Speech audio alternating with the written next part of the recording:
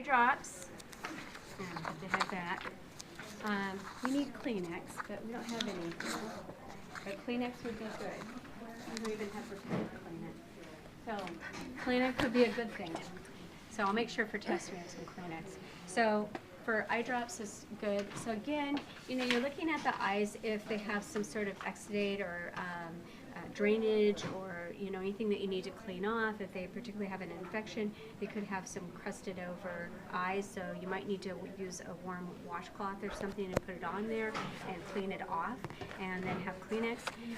So with the eye drops, okay, so particularly with eye drops, now they could be using these eye drops for a long time, especially if they have like glaucoma, so they're used to doing it. Again, I would offer that they want to do it themselves and just, give them a little education. Hey, this is for your glaucoma.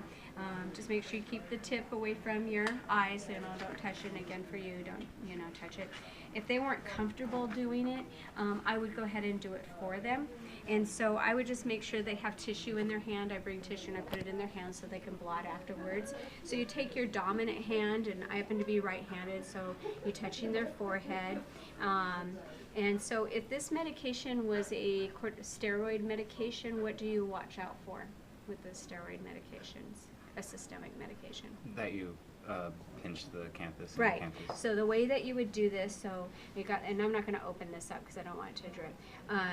So you would take your non-dominant hand, and then you would bring the lid down with your dominant hand on top, and then you could put it into the lower lid. You make the drop, and then when you take the drop, then you can move your finger over and be able to. You either can do with 2 fingers. You could put the lid down and have your finger ready, make the drop, and then you can close their lacrimal duct so that it doesn't go systemic. Doesn't drip down there.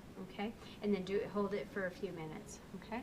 And then if you have to do the other eye, the similar thing, you would bring down the lid, make the drop, and then you can close it off for those few minutes while you do that, okay?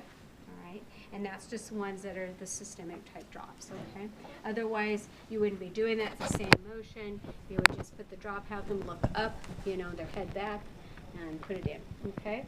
Now, if you have antibiotic ointment, so that's kind of like the kind of a jelly type, very similar motion.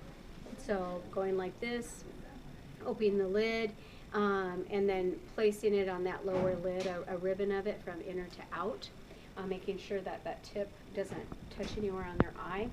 So keeping in mind, again, the planning is important because it's pretty mean to put this stuff in somebody's eye and then you're expecting them to see something like, oh, can you take your pills, So, because you remember, they're going to be blurry for a while after that. Okay. So. With those two, you probably want to make sure their contacts are out. Right? Yeah, make sure their contacts out. Yeah. Most definitely. It's a good point. Okay, so I think that's it on those.